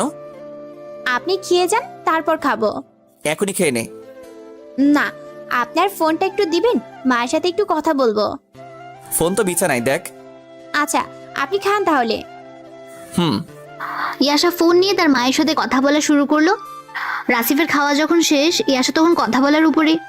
অফিসের সময় যখন হলো তখন রাসিফ ইয়াসাকে ডাকলো। এই যে ফোন। কি কথা হলো? এমনি তেমন কিছু না। কেমন আছে সবাই? ভালোই আছে। আচ্ছা আমি আসি তাহলে। যাচ্ছেন তো? আমি একা একা। খারাপ লাগলে কল করবি। আমার কি ফোন আছে? ও সেটাও তো ঠিক। আচ্ছা আমি আসার সময় একটা নিয়ে আসবো। দুপুরে আসবেন? আজ বাইরে খেয়ে নিব। ছুটি কাটিয়ে ফিরছি, তাই বাসায় আসা ঠিক হবে না। ফিরবেন কখন? 8টার মধ্যে। আচ্ছা আসি তাহলে। এই শোনেন, কই যান? আজব, অফিসে যাচ্ছি। কিছু একটা মিস করে যাচ্ছেন, তাই এভাবে ডাকলাম। অফিসে যাওয়ার আগে বউয়ের কপালে চুমু দিতে হয়, কত ড্রামা আর মুভিতে দেখেছি। রাসিফ পড়লো বিপদে। দাঁড়িয়ে থেকে আবার অফিসের সময় নষ্ট করেন না, দিয়ে চলে যান। ইয়াসা আর তো বুঝছে না এটা দেওয়া রাসিফের জন্য খুবই কষ্ট। এভাবে একটা চেনা মানুষকে দেওয়া। রাসিফ হাত কচলাতে কচলাতে ইয়াসার কাছাকাছি আসে। ইয়াসা তো খুব খুশি। রাসিফ ইয়াসার মাথার পেছনে হাত দিল আর নিজের ঠোঁট দুটো ইয়াসার কপালে রাখলো। হয়েছে, অনেক হয়েছে, এখন যান। হ্যাঁ। সারাদিন ইয়াসার একা একা কাটলো। প্রথম দিন তাই বেশ ভয় করছিল তার। রাসিফ অফিসে যাওয়ার সময় বাড়িওয়ালাকে বলে যায় সে বিয়ে করেছে। সেই বাড়িওয়ালা আবার ইয়াসাকে দেখতে আসে। বাড়িওয়ালাকে ভেতরে আসতে না দিয়ে দরজা থেকে বিদায় করে দেয়। এই কথাটা রাসিফ রাতে রুমে ঢোকার আগেই শুনতে পায়, আর বাড়িওয়ালাকে বোঝ দেয় যে মেয়ে পর্দা করে। রাসিফ দরজায় এসে কলিং বেল চাপ দিতে দরজা খুলে যায়। ইয়াশা চোখ ভর্তি পানি নিয়ে রাসিফের দিকে ফ্যাল ফ্যাল করে তাকিয়ে আছে। রাসিফ শুধু বলল, কি হয়েছে? অমনি ইয়াশা রাসিফকে জড়িয়ে ধরে কান্না শুরু করে দেয়। সে কি কান্না! রাসিফ বুঝতে পারলো ইয়াশা কোনো কিছুতে ভয় পেয়েছে হয়তো। ইয়াশাকে জড়িয়ে ধরা অবস্থায় রাসিফ দরজা লক করলো, বিছানার কাছে এসে ব্যাগটা রাখলো আর বারবার ইয়াশাকে কান্না থামাতে বলল। কিন্তু কে শুনে কার কথা? ইয়াশা একদম কান্না করেই যাচ্ছে। কিছুক্ষণ পর, কি হয়েছে বলতো? আপনি এত দেরি করে আসলেন কেন? কই দেরি করলাম, মাত্র 8:15 বাজে। আমি ভয় পেয়েছি। কি দেখে? কেমন শুনশান পরিবেশ, কোনো আওয়াজ নেই। রাত তো একই রকম। কাল তো এইরকম ছিল না। কাল যে আমি ছিলাম। বাড়িওয়ালা আসছিল। আমাকে ছাড়, তারপর কথা বল। না, আগে শোনেন। বল, শুনতেছি। বাড়িওয়ালা আসছিল তো ওনাকে আমি ভেতরে আসতে বলিনি। মুখ দেখে মনে হলো রাগ করেছে। আমার সাথে দেখা হয়েছিল, উনি তোর এই কথা বলার পরে বলছি যে তুই পর্দা করিস, পরে আর কিছু বলেনি। এই আমি এগুলো চেঞ্জ করি, একটু দাঁড়া। না, পরে, আগে আমার ভালো লাগা শুরু করুক, তারপর ছাড়বো। ফোন নে, বাড়িতে কথা বল, ভালো লাগবে। আমি বলছি না এভাবে থাকবো, এত কথা বলেন কেন? সরি, অনেকটা উচ্চস্বরে বলেছি। ইয়াশা রাসিফকে ছেড়ে দিল। রাসিফ পোশাক চেঞ্জ করে নিল, তারপর ইয়াশা রাসিফকে খাবার দিল, নিজেও খেয়ে নিল। তবে অবাক করা বিষয় হলো ইয়াশা কথা বলছে না। রাসিফ যা বলছে ইয়াশা তাই করছে, কিন্তু চুপ থেকে। বিছানায় ঘুমানোর সময়ও একই অবস্থা। রাসিফ শুয়ে ফোন ইউজ করছিল আর ইয়াশা অন্যদিকে ঘুরে শুয়েছিল। ইয়াশার চোখ মুখে মন খারাপের ছাপ স্পষ্ট বোঝা যাচ্ছে। রাসিফ ইয়াশার দিকে তেমন একটা খেয়াল করেনি। হঠাৎ রাসিফ ফোনের দিক থেকে দৃষ্টি সরিয়ে ইয়াশার দিকে তাকালো। রাসিফ 2 বার ডাকলো, ইয়াশা কোনো সাড়া দেয়নি। রাসিফ ভাবলো হয়তো ঘুমিয়ে পড়েছে। রাসিফের মন তাতেও সায় দিল না। এবার সে ওপাশ ডিঙিয়ে ইয়াশার চোখ দেখার চেষ্টা করলো, আর রাসিফ যা দেখলো সেটা দেখার জন্য একদমই প্রস্তুত ছিল না। রাসিফ দেখলো ইয়াশার চোখ বেয়ে টপ টপ পানি পড়ছে, বালিশও কিছুটা ভিজে গেছে। রাসিফ বলল, এই কি হয়েছে? কিছু না, আপনি ফোন টিপেন। রাসিফের বুঝতে সমস্যা হলো না যে ইয়াশা অনেক রাগ করেছে আর মন খারাপও। রাসিফ কি করবে, কি বলবে, কিছুই বুঝতে পারছে না। না বুঝলে যা হয় আর কি। রাসিফ ইয়াশাকে তার দিকে নিয়ে জড়িয়ে ধরে বলল, সরি, আমি খেয়াল করিনি। লাগবে না, আপনি আপনার মতো থাকেন। কান্না করতেছিস কেন এভাবে? বললাম তো, শুনতে হবে না। আচ্ছা, শুনবো না। টম এন্ড জেরি দেখবি? না, দেখবো না। আমার ভুল হয়েছে, সরি। না, ভুল হয়নি। আপনাকে জড়িয়ে ধরলে আপনি বিরক্ত হন, আবার মোবাইলকে বেশি গুরুত্ব দেন। ছাড়েন আমাকে। আপনাকে রান্না করে দিব, যা বলবেন তাই করব। আপনার কোনো দায়িত্ব নেই, আমার দিকে খেয়াল রাখতে হবে না আপনার। বললাম তো সরি। জোর করে কিছু বলতে হবে না। সেই ছোট যেমন ছিলি এখনো তেমনই আছিস। কিচ্ছু দেখতে হবে না আপনাকে। আইসক্রিম খাবি? না। চল বাইরে হাঁটি। এই ঠান্ডায় বাইরে যাব না। ভালো লাগবে, চল। এত শক্ত করে জড়িয়ে ধরেছেন কেন? ব্যথা পাই না আমি? তুই ছুটে যেতে পারিস। রাগ কমানোর বৃথা চেষ্টা করতেছেন, এতে কাজ হবে না। আপনি ঘুমান। আমি রাগ ভাঙাতে জানি। জানেন না? তোর মনে আছে ছোটবেলায় কান্না করতে করতে তোর নাক থেকে ইয়ে বের হয়েছিল? হ্যাঁ, আমি কিন্তু মুছে দিয়েছিলাম। ইয়াশা মিটমিটি হাসছে, তবে তা বন্ধ করার আপ্রাণ চেষ্টা করেই যাচ্ছে। প্রতিদিন স্কুলে যাওয়ার আগে আমার কাছে এসে টাকা নিয়ে যাইতি। মনে আছে। একদিন টাকা দেইনি বলে সেই সময় আমার সাথে রাগ দেখিয়েছিলি। এটাও মনে আছে। আমি তখন কি করেছিলাম? আমার কপালে গালে চুমুকে 100 টাকা দিয়েছিলেন। এইরকমই কিছু করব। এই ঠান্ডায় বাইরে হাঁটবো, চল। শোনেন, টাকা যখন নিয়েছিলাম তখন আমি আপনাকে তুমি করে বলতাম। এখন তুই চেঞ্জ করেছিস, আমি কিছু বলিনি। বড় হয়েছি তাই তো বলি। এখন কি আবার চেঞ্জ করতে পারি? না, আপনিটাই ভালো লাগে। আমার আপনি বলতে ভালো লাগে। আচ্ছা, তুমি করেই বলিস। এখন ওঠ, শীতের কাপড় পরে না। ওখানে রাখা আছে, তুমি এনে পরিয়ে দাও। দুজন উঠেই শীতের পোশাক গায়ে দিয়ে রওনা হলো। বাসার বাইরে এসে ইয়াশা বলল, সেই যে রুমে উঠেছিলাম আর এখন বাইরে আসলাম। মাস্কটা পরে নে। না, হতেই থাক। আরে ঠান্ডা নাকের ভেতর দিয়ে ঢুকবে। আচ্ছা, দিচ্ছি। দুজন হাঁটতে থাকে রাস্তার এক পাশ দিয়ে। ইয়াশার চোখে শহরের পরিবেশে নতুন কিছু ধরাতে। সেগুলো জানার জন্য রাসিফকে প্রশ্ন করে। রাসিফ হেসে হেসে এগুলোর উত্তর করে। ভাইয়া, বল। তুমি না বললা আইসক্রিম কিনে দিবা? আগে হাঁটতে থাকি, বাসায় ফেরার সময় খাবো। আমি তোমার হাতটা ধরি। ঠিক আছে, ধর। আমরা কি সারা জীবন এভাবে থাকবো? ইয়াসের এই প্রশ্নে রাসিফ আটকে যায়। ভাইয়া বলো। হ্যাঁ, এভাবেই থাকবো। ও, তাহলে তো আমার কোনো চিন্তাই নেই। কেন? আরে তুমি থাকলে আমার এত ফ্রি লাগে, মনে হয় মানে আমি গুছিয়ে প্রকাশ করতে পারবো না, তবে মনে হয় যা ইচ্ছা তাই করতে পারবো। বুঝেছি। দুজন হাঁটতে হাঁটতে রাস্তার একটা ল্যাম্পপোস্টের নিচে দাঁড়ায়। ল্যাম্পপোস্টের আলোতে ইয়াসার মুখটা খুব ভালো করে দেখছে রাসিফ। মেয়েটাকে এখন বেশ আনন্দিত লাগছে। আশপাশে জনশূন্য থাকায় ইয়াসা রাসিফের সাথে বেশ ভালোভাবেই মিশে যাচ্ছিল। নানান প্রশ্নে রাসিফকে না যে হাল অবস্থায় ফেলে আবার একটু দুষ্টুমি করে তাকে হাসানো, এরকমই চলছিল। রাত একটু বেশি হওয়ায় ওরা বাসার দিকে রওনা দিল। বাসার কাছাকাছি একটা দোকান থেকে কিছু আইসক্রিম কিনলো। দুজনে একটা করে নিয়ে খেলো, বাকিগুলো নিয়ে আসলো। রুমে আসার পর ওহ, কি যে ভালো লাগছে, এমন সময় আমার কখনো কাটেনি। তাই? হ্যাঁ, তুমি তো জানোই সন্ধ্যা হলে সেই যে ঘরে ওঠা, আর কি বেরোনো যায়? হুম। তবে একটা জিনিস খুবই বাজে লাগছে, কি সেটা? পুরো রাস্তাটা কেমন যেন গন্ধ। কিচ্ছু করার নেই, শহরে থাকতে হলে পচা গন্ধ আর ধুলাবালিকে ভালোবাসতে হবে। ওহ, ভালো কথা। কাল তো অফিসে যাবে, তোমার সাথে যোগাযোগ করার জন্য একটা মোবাইলের দরকার ছিল, সেটা আনোনি? ওহ নো, একদম ভুলে গেছি। আচ্ছা, সমস্যা নেই, কাল আনবা কিন্তু। দুজন বিছানায় গেল, যে যার মতো ঘুমিয়ে গেল। মাঝরাতে হুট করে রাসিফের ঘুম ভাঙে। চোখ খুলে প্রথমে মোবাইল থেকে সময়টা দেখে নেয়, এরপর ইয়াসার দিকে তাকায়। ইয়াসার উপর কম্বলটা একটু ভালো করে টেনে দেয়। ইয়াসা তার দিকে মুখ করে তখন ঘুমাচ্ছিল। ইয়াসা রাতে ভয় পায়, তাই রুমের লাইটটা অফ করেনি রাসিফ। রাসিফ এবার ইয়াসার দিকে এক দৃষ্টিতে তাকানো শুরু করলো, কারণ ইয়াসাকে দেখতে তখন একদম ঘুমন্ত পরীর মতো লাগছে। ইয়াসার সেই ঘুমন্ত মুখটা দেখে রাসিফ নিজের হাত আর কন্ট্রোল করে রাখতে পারলো না। তার হাত আপনা আপনি চলে গেল ইয়াসার গালে। ডান হাতটা ইয়াসার গালে রাখলো। উষ্ণ একটা অনুভূতি হলো রাসিফের। এরপর রাসিফ সেই দিনের মতো ইয়াসার পুরো মুখমণ্ডলটা দেখতে থাকলো, আর পূর্বের মতো সেই ঠোঁটে রাসিফের চোখ আটকে গেল। রাসিফ নিজের অজান্তে তার হাতের বুড়ো আঙ্গুল দিয়ে ইয়াসার ঠোঁট বোলাতে থাকে, আর বাকি 4টা আঙ্গুল ইয়াসার গালের উপর। রাসিফের ভালো লাগা শুরু হলে সে মিটমিট করে হাসতে থাকে। আর হঠাৎ ইয়াসা চোখ খুলে বলল, ভাইয়া, তোমার ঘুম পাচ্ছে না বুঝি? রাসিফের শ্বাস প্রশ্বাস বন্ধ হওয়ার অবস্থা। গালের উপর রাখা হাতটা নড়ছেও না, বুড়ো আঙ্গুলটা সেই ঠোঁটের একপাশে আটকে আছে। কথা বলছো না কেন? খারাপ লাগছে তোমার? না না, এমনি। রাসিফ হাতটা সরিয়ে নিল আর বেশ ভয়ও পেয়েছে। হাত সরিয়ে নিলে কেন? একটা মশা বসেছিল।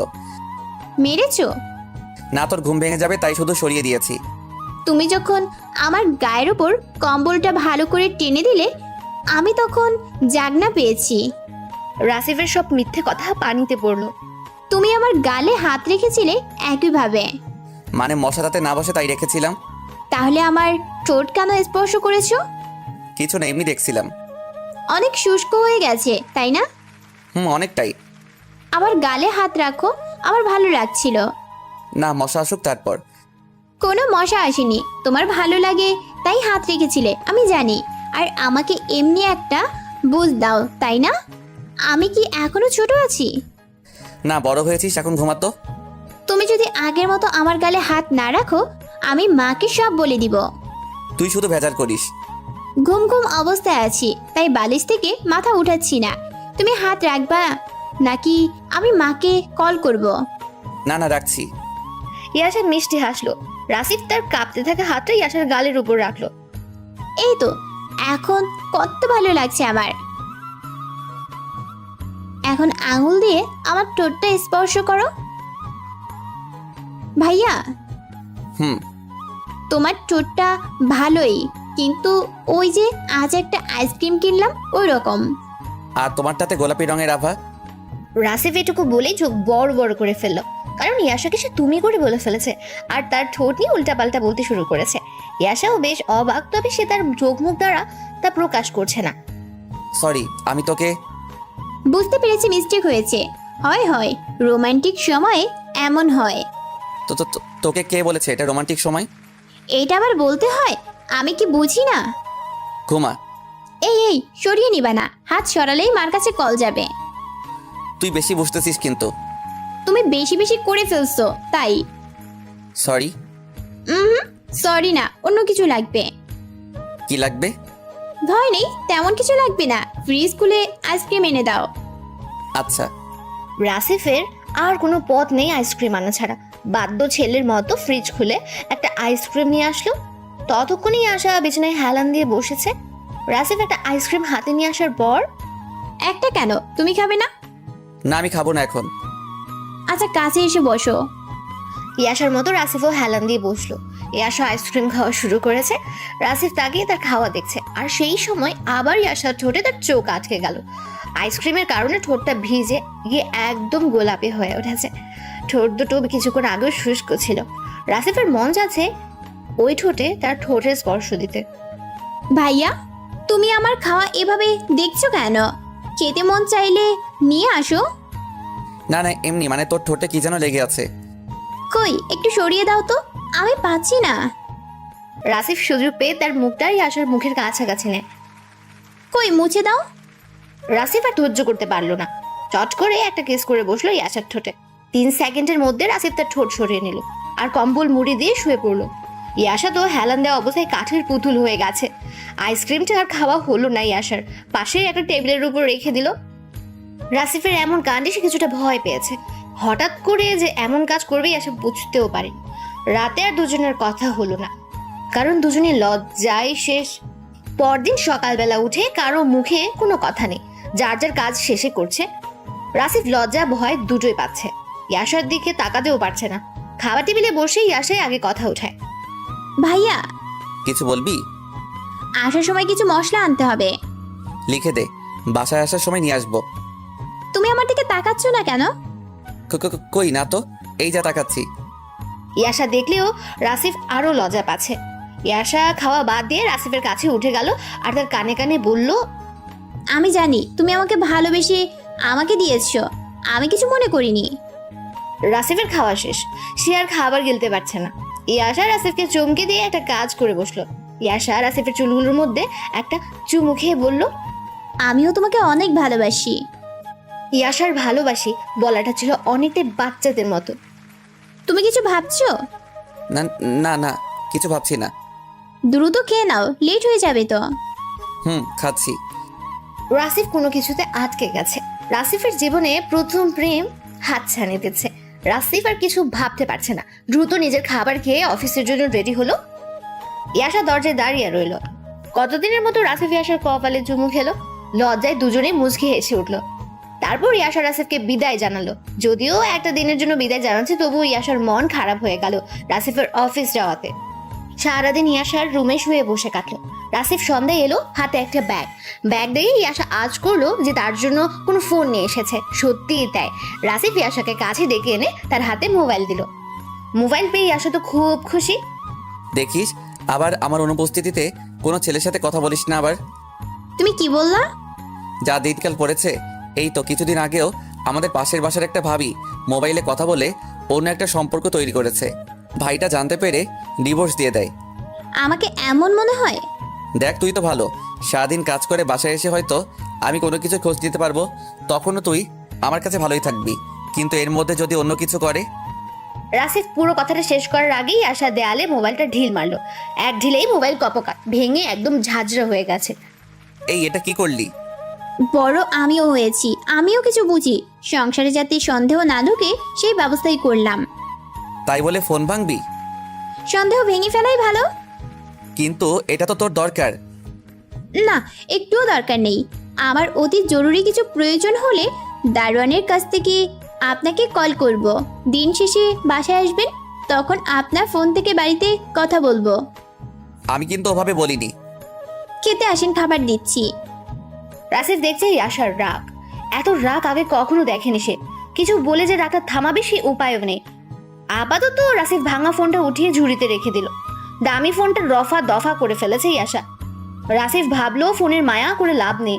ওদিকে ভাত বেড়ে একের পর এক ডাক শুরু করেছে ইয়াশা। রাসিফ দৌড়ে চলে যায় খাবার টেবিলে। আসতে এত সময় লাগে? আমি ফোনটা ময়লার ঝুড়িতে রেখে আসলাম। খেয়ে নিন। রাসিফের সাথে ইয়াশাও খেয়ে নিল। এই মন খারাপ নিয়ে ইয়াশা বিছানায় শুয়ে রইল। ইয়াশা বিছানায় যাওয়ার আগে রাসিফকে বলেছে সে যেন তার সাথে কথা বলার চেষ্টা না করে, তার কাছেও যেন না আসে। সব নির্দেশ শুনে রাসিফ দ্রুত বজায় রেখে শুয়ে আছে। রাসিফ গুনগুন করে গান ধরেছে। কেউ চুপ করলে সুবিধা হয়, আমার অসুবিধা হচ্ছে। ঠিক আছে ঠিক আছে। আমার টাকা দিয়ে ফোন নিয়ে আসলাম, সেটা আমার সামনে ভেঙে আমাকেই রাগ দেখানো হচ্ছে, তাই না? ও হ্যাঁ, একটা কথা বলতেই তো ভুলে গেছি। চাচা কল করেছিল, কাল আসতে পারে। কখন কল করেছিল? কাল কখন আসবে? উত্তর দিচ্ছেন না কেন? ও বুঝেছি, আমার উপর প্রতিশোধ নেওয়া হচ্ছে, তাই না? ভালো, চুপ থাকেন। আমি তো এমনি বললাম, কারো মুখ থেকে কথা বের করার জন্য এমনটা করতে হলো। বলে না হয় একটা কথা বলে ফেলেছি, তাই বলে কি ক্ষমা করে দেওয়া যায় না? আমি তার বড়, তবু তার কাছে আমার ছোট হতে হয়। আপনাকে কিছু বলছি আমি? বলেন নাই, এটাও একটা অপমান। আপনি আমার সাথে আপনি আপনি করে কথা বলছেন কেন? একজনের কাছে ছোট হয়ে গেছি তাই। ঘুমান, গুড নাইট। ইয়াশা ধীরে ধীরে রাসিফের কাছে আসা শুরু করলো। আস্তে আস্তে রাসিফের বুকের উপর এসে শুয়ে পড়লো। কেউ যেন আমার বুকের উপর না ঘুমায়। আর রাগিয়ে দিও না, অনেক কষ্টে রাগ কমিয়েছি। আমার উপর এত রাগ কেন তার? আমাকে কষ্ট দিচ্ছ তাই? আমি কখন কষ্ট দিলাম? তুমি যে কথা বলছো ওইরকম আমি কখনো ভাবিনি। আর তুমি? বললাম তো আমি ভুল করেছি। যা হইছে, আমারও রাগ নেই, ঘুমিয়ে যা। আমি তোমার বুকেই ঘুমাবো? আমার অনেক সমস্যা হবে। কি সমস্যা হবে? তুই বুঝবি না, যা তোর বালিশে গিয়ে ঘুমা। আমি এভাবেই থাকবো। ছোট বাচ্চাদের মতো পুরো শরীরটা আমার শরীরের উপর রাখছি, ভালো করে নিঃশ্বাসও নিতে পারছি না। তাতে আমার কি? আমার ভালো লাগছে, আমি এভাবে থাকবো। ইয়াশা কম্বলটা মাথার উপর দিয়ে টেনে নিল। তারপর রাসিফের বুকে মাথা রাখলো।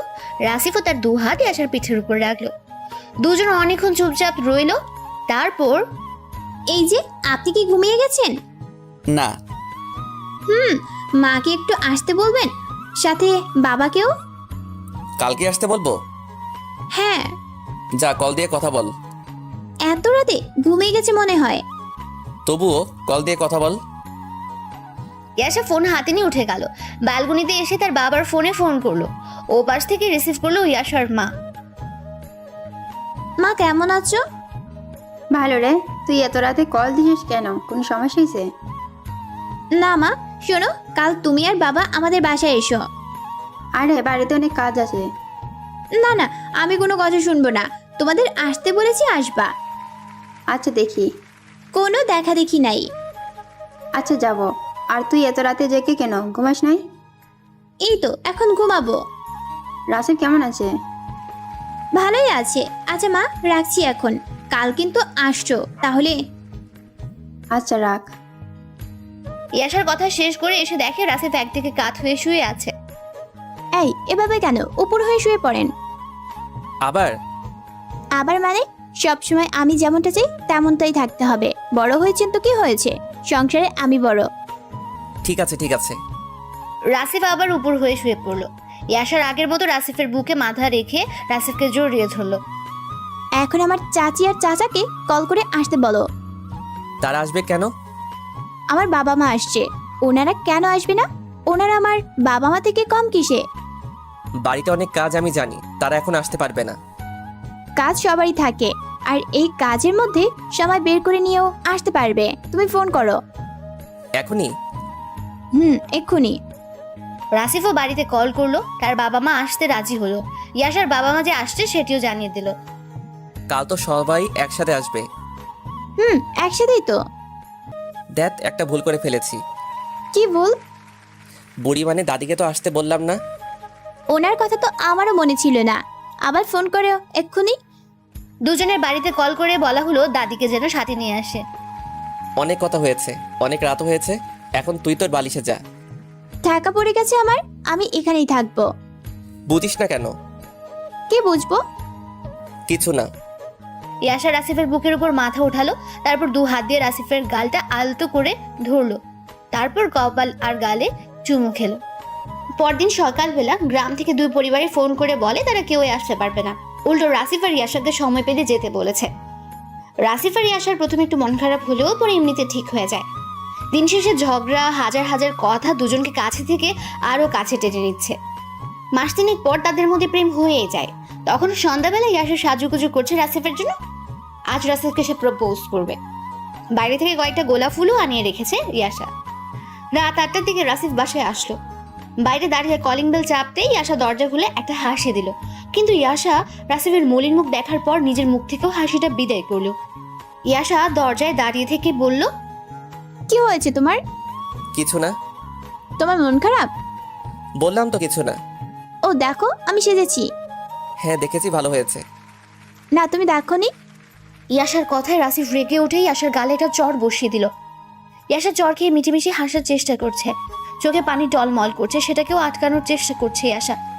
গালটা ঝেড়ে বলল, ফ্রেশ হয়ে আসো, খাবার দিচ্ছি। রাসিফ ওয়াশরুমে যেতেই ইয়াশার চোখ বেয়ে টপ টপ করে পানি পড়া শুরু করলো। চোখের বাড়ি মুছে টেবিলে খাবার সাজিয়ে দিল। রাসিফ ফ্রেশ হয়ে এসে খাবার টেবিলে বসলো। ইয়াশা তার একটু দূরে বসে আছে, তবে আজ সে খাবে না, মনে মনে এটাই পণ করলো। রাসিফ তার মতো খেয়ে উঠে গেল, ইয়াশার দিকে একটিবার তাকালোও না। ইয়াশা প্লেট গুছিয়ে বাকি কাজগুলো করে নিল, তারপর বিছানায় গেল। শাড়ি আর গয়নাগুলো সে খুলে ফেলেছে। এখন সেই সাধারণ ড্রেস পরে সে বিছানায় আসলো। বিছানায় এসে দেখে রাসিফ গতদিনের মতো আজ ফোন দেখছে না। কোনো একটা কারণে তার মন খারাপ। ইয়াশা নিজের রাগটা ভুলে গেল। রাসিফের একটু কাছাকাছি গিয়ে বসলো, তারপর বলল, অফিসে কারোর সাথে ঝগড়া হয়েছে? কিচ্ছু হয়নি। তুমি রেগে আছো কেন? কিছু হয়ে থাকলে বলো। কথা কম বল, তোর মতো তুই ঘুমা। আচ্ছা ঠিক আছে। ইয়াশার মতো ইয়াশা মন খারাপ করে ঘুমিয়ে গেল। রাসিফ আর ঘুমোতে পারছে না। তার যে চাকরিটা আর নেই, অফিসে বসের সাথে অনেক ঝগড়া করে এসেছে, আর তাই মনটাও আজ খুব খারাপ। রাসিফের আর ঘুম ধরছে না। এদিকে ইয়াশাকেও সে অনেক বকাবকি করেছে। খাবার টেবিলে বসে ইয়াশা খায়নি সেটি রাসিফ লক্ষ্য করলেও ইয়াশাকে খেতে বলেনি রাসিফ। এখন আবার ইয়াশার কারণে তার মন বেশি থেকে বেশি খারাপ হয়ে যাচ্ছে। রাসিফ বিছানায় আর শুয়ে থাকতে পারলো না, ঝটপট উঠে পড়লো। টেবিল থেকে খাবার নিয়ে সেগুলো কিচেনে গিয়ে গরম করলো। রাত তখন 2টো বাজে। এত রাতে ইয়াশা কি খেতে চাইবে? না খেতে চাইলেও রাসিফ খাওয়াবে, যেভাবেই হোক। বুকে একটু সাহস জমিয়ে খাবার আর পানি বিছানার পাশের টেবিলে রেখে দেয়। তারপর বিছানার পাশে হাঁটু গেড়ে বসে ইয়াশার মাথায় হাত বোলাতে থাকে। একবার হাত দিতে না দিতেই ইয়াশা চোখ খোলে, আর তার চোখের সামনে রাসিফের মুখটা ভেসে ওঠে। সরি, সকাল হয়ে গেছে এত তাড়াতাড়ি? আমি উঠে এক্ষুনি রান্না করে দিচ্ছি, আপনি শুধু ফ্রেশ হয়ে আসেন। এই পাগলি, এই সকাল হয়নি, এখন রাত 2টা বাজে। এত রাতে আপনি জেগে তাও বিছানা থেকে নেমেছেন? কিছু হয়েছে আপনার? খারাপ লাগছে? কি করতে হবে বলেন? এই এত উত্তেজিত হয়েও না তো, আমি তোমার জন্য খাবার নিয়ে আসছি। রাতে তুমি কিছু খাওনি? ইয়াশা ভাবনায় পড়ে গেল। রাত 2টো, তার বর তাকে ডাকছে খাবার খাওয়ার জন্য, তাও আবার তুমি করে বলছে। এত ভালোবাসা হঠাৎ কোত্থেকে উদয় হলো? এই উঠে বসো, আমি খাইয়ে দিচ্ছি। ইয়াশা দেখলো পাগলটা খাবার গরম করেও এনেছে, তাই সে আর মানা করলো না। শোয়া থেকে উঠে বসলো। রাসিফ নিজ হাতে ইয়াশাকে খাইয়ে দিতে দিতে বলল, বসের সাথে একটা ব্যাপার নিয়ে ঝগড়া হয়েছে, সেই জন্য চাকরিটা মনে হয় থাকবে না। এই জন্য মন খারাপ ছিল। সরি তোমায় চর মারার জন্য। আমি মারতে চাইনি, আর তুমিও তেমন কিছু করনি। কেমনে হয়ে গেল, আমাকে মাফ করে দিও। এই যে মিস্টার পাগল, মুখ দিয়ে সব কি বের করতেছো? হ্যাঁ, আমি কি জানি নাকি তোমার এরকম কিছু হয়েছে? তুমি তো একটা চর মেরেছো। তোমার জায়গায় আমি হলে তো আমার বউকে আরো কয়েকটা দিতাম। রাসিফ বুঝতে পারলো তার মন যাতে ভালো হয় সেজন্যই ইয়াশা এরকম বলছে, যা রাসিফের খুব ভালো লাগলো। রাসিফের ছোট হয়ে কত বুদ্ধি নিয়ে থাকে মেয়েটা। আরেকটা জিনিস লক্ষ্য করেছে রাসিফ, মেয়েটা রাসিফকে চোখ বন্ধ করে ভালোবাসে। রাসিফের কিছু একটা এদিক ওদিক হলে ইয়াশা পাগল হয়ে যায়। গত 3 মাসে তাদের সম্পর্কটা আরো গাঢ় হয়েছে। ইয়াশা চেয়েছিল আজ রাসিফকে অন্যরকম একটা উপহার দেবে, কিন্তু সব তো শেষ হয়ে গেল। ইয়াশা মনে মনে ভেবে নিয়েছে অন্যদিন হয়তো দেবে। খাওয়া শেষ হলো ইয়াশার। রাসিফ প্লেট ধুয়ে টেবিলে রেখে আসলো। ইয়াশা বসে বসে রাসিফের কাণ্ড দেখছে। রাসিফ সব কাজ শেষ করে বিছানায় আসতে যাবে, তখন ভাইয়া লাইটটা অফ করে দিয়ে এসো তো। তুমি তো ভয় পাও। সমস্যা নেই, বন্ধ করে দাও। আচ্ছা, আজ সেজে গুজে ছিলা কেন? এমনি। আমার জন্যই সেজেছো আমি জানি। তুমি বুঝলে কিভাবে? দরজা খুলে তোমার মুখটা দেখে বুঝেছিলাম। ও, কাল থেকে তো অফিস নেই, কাল আমি তোমাকে সাজিয়ে দিব। কি বলো? আমি কি সাজিয়ে দিতে পারি না? পারো, কিন্তু আমার ভালো লাগবে না। ভালো যে লাগবে না এটাও এক ধরনের ভালো লাগা। আচ্ছা, আমি তোমার বুকের উপর ঘুমাই। আসো। আজ না যেতে ভয় করছে। তাই? হুম। রাসিফ নিজেই ইয়াশাকে তার বুকের উপর নিয়ে আসলো। ইয়াশাও সেই আগের দিনের মতো তার পাগল বরটাকে জড়িয়ে ধরে শুয়ে পড়লো। যত রাগ অভিমান হয়েছিল সব শেষ। ইয়াশা চোখ বন্ধ করে রাখে কিছুক্ষণ। রাসিফ তার পিঠে হাত বোলাতে থাকে। একসময় ইয়াশা ঘুমিয়ে যায়। রাসিফকে সে আষ্টে পৃষ্ঠে জড়িয়ে ধরে রেখেছে। ইয়াশাকে বুকের উপর থেকে নামিয়ে যে বিছানায় শুয়ে দেবে সেটাও পারছে না। রাত পেরিয়ে সকাল। রাসিফের ঘুম ভাঙল। চোখ মেলে দেখে পাশেই তার বউ ঘুমাচ্ছে। কি মিষ্টি লাগছে তাকে। রাতে কখন বুকে থেকে নেমেই ইয়াশা তার বালিশে গিয়ে ঘুমিয়েছে রাসিফের সেটা অজানা। ইয়াশার মায়াবী মুখটাতে রাসিফের হাত পূর্বের মতো আপনা আপনি চলে গেল। আবার সেই ঠোঁট বোলানো। রাসিফ ঠোঁট বোলাচ্ছে আর বিড়বিড় করে বলছে, পাগলিটা এই মুখ দিয়ে কত কথা যে বলে, কত যে আবদার। আবার বলে তাকে ভালোবাসতে হবে, তার সাথে প্রেম করতে হবে। কথাগুলো একটু জোরেই বলছিল। কথাগুলো শেষে রাসিফ ইয়াশার দিকে এগিয়ে যায়। গতদিনের মতো আজ তার কপালে বা চোখে না, সোজা ঠোঁটে চুমু খায়। উপরের ঠোঁটে দুটো আর নিচের ঠোঁটে একটা। রাসিফ ঠোঁট সরিয়ে নিতে ইয়াশা বলল, এই যে মশাই, মুখ সরিয়ে নেওয়ার দরকার নেই। আপনার নাকটা আমার নাকে লাগিয়ে রেখে কথা বলেন। কথা যে বলবো, উঠে রান্না করবা না? আজ আমার ছুটি। আপনার তো অফিস নেই। অফিস বলতে চাকরিটাই তো নেই। যেদিন হবে সেদিন থেকে আবার আমি রান্না করব, আর ততদিন আপনি রান্না করে থাকবেন। আমি যে পারিব না। এটা বললে তো হবে না, রান্না যে করতেই হবে। তুমি কিন্তু পাশে থাকবে। পাশে না, বুকের মধ্যেই থাকবো। তাই? জি। শোনো, একটা বুদ্ধি আসছে মাথায়। আমরা এই সুযোগে গ্রামে চলে যাই, কিছুদিন থেকে আসি। নতুন চাকরি খুঁজতে হবে তো। আরে বসের সাথে তো তোমার ঝগড়া হয়েছে, চাকরিটা তো চলে যায়নি। আর গেলে গেছে, আমার শ্বশুর আব্বার যে সম্পদ আছে, মনে তো হয় না তোমার 14 পুরুষ খেয়ে শেষ করতে পারবে। আর তুমি শহরে এসে অন্যের অধীনে কাজ করতেছো। আমার ভালো লাগে। এই জন্যই তো কিছু বলি না। চলো না, আজ যাই, মাকে খুব দেখতে ইচ্ছে করছে। তাই? চলো। সত্যি? হ্যাঁ সত্যি তো। চলো, সকালে রওনা হব। বলার সাথে সাথে রাজি হয়ে গেলে কত খুশি যে লাগতেছে আমার। আমার পাগল পাগল বরটা, অনেক ভালোবাসি তোমাকে। নিয়ে যেতে রাজি হয়েছে শুধু এই জন্য ভালোবাসা? না, তুমি না নিয়ে গেলেও ভালোবাসি। আচ্ছা তাহলে যাওয়া এখানে ক্যান্সেল। ইয়াশা একটু মন খারাপ করলো, তবে মুখে হাসি লেগেই আছে। রাসিফকে সে বুঝতে দিল না। এই পাগলি, এই আমি তোমার ভালোবাসার পরীক্ষা নিচ্ছি না। ছোটবেলা থেকেই তো ভালোবাসো, এটার আবার পরীক্ষা নিতে হবে নাকি? আমি তো পরীক্ষা নেওয়ার কথা কিছু বলেছি? মুখে বলনি, তবে মনে মনে ঠিকই ভেবেছি। দুজন উঠে একসাথে ফ্রেশ হয়ে রান্নাঘরে ঢোকে। মিষ্টি ঝগড়া চলতে থাকে আর রান্নাও হতে থাকে। ঝগড়া রান্না দুটোই শেষ হওয়ার পর খুব তাড়াতাড়ি দুজন খেয়ে নিল। আমি ব্যাগ গুছিয়ে নেই। আমি কি বসে থাকবো নাকি? আমিও গোছাবো। আচ্ছা, আমি কাপড়গুলো এনে দেই, তুমি উঠাও। এনে দাও। ইয়াশা কাপড় এনে দিচ্ছে আর রাসিফ ভাঁজ করে ব্যাগে তুলছে। সব প্যাক করা শেষ। চলো এখন যাই। রুম লক করে দুজন বেরিয়ে পড়লো গ্রামের উদ্দেশ্যে। রাস্তায় এসে বাস ধরলো। বাসে উঠে ইয়াশা বসেছে জানালার ধারে আর রাসিফ তার পাশে। খুঁটিনাটি কিছু কথাবার্তা চলছে দুজনের মাঝে। বাসের শব্দ আর লোকজন বেশি থাকায় তেমন কথা বলছে না দুজন। বাস চলছে আপন গতিতে। কথা বলতে বলতে হঠাৎই ওভার স্পিডের কারণে গাড়িটা উল্টে গেল। সাথে সাথে পুরো মহাসড়ক নিস্তব্ধ। রাস্তার দুদিকের গাড়িগুলো দাঁড়িয়ে গেল। উল্টে যাওয়া বাসটির পেছনের চাকা খুলে একদিকে চলে গেল। দাঁড়িয়ে থাকা গাড়িগুলো থেকে লোকজন দৌড়ে আসতে লাগলো। গাড়ির ভেতরে বাম পাশে থাকা যাত্রীগুলোর অবস্থা একদম খারাপ। হয়তো কয়েকজন তখনই মারা গেছে। রাসিফ আর ইয়াশা ডান পাশে ছিল। রাসিফ কিছু সময়ের জন্য জ্ঞান হারিয়েছিল। তার জ্ঞান যখন ফিরল তখন সে আরেকটা লোকের উপর পড়ে আছে আর রাসিফ নিজের উপরেই দেখতে পায় ইয়াশাকে। রাসিফ খেয়াল করলো ইয়াশা তার হাতটা এখনো শক্ত করে ধরে আছে, কিন্তু সেটা ইয়াশার অজ্ঞান অবস্থায়। ইয়াশাও অজ্ঞান হয়ে পড়ে আছে। রাসিফ ইয়াশাকে সরিয়ে নিজে উঠে দাঁড়ানোর চেষ্টা করলো, কিন্তু শরীরে কোনো শক্তি পেল না। ততক্ষণে দমকল বাহিনীর লোকজন আর হাইওয়ে পুলিশ এসে গেছে। রাসিফ উঠে দাঁড়িয়েছে। রাসিফ আশেপাশে তাকিয়ে দেখতে থাকে কিছু লোক একদম চুপচাপ শুয়ে আছে আর কিছু লোক ব্যথায় কোকড়াচ্ছে। রাসিফের চোখ পড়লো আবার ইয়াশার দিকে। তার মনটা ধুক করে ওঠে। তাকে ফেলে রাসিফ কিভাবে দাঁড়িয়ে আছে? হয়তো জ্ঞান ফেরার পরও ঝিমুনি ভাবটা যায়নি। ইয়াশার শুয়ে থাকা দেখে রাসিফ আবার কেমন যেন হয়ে গেল। খুব দ্রুত রাসিফ ইয়াশাকে বের করে আনলো, রাস্তার পাশে শুয়ে দেয় ইয়াশাকে।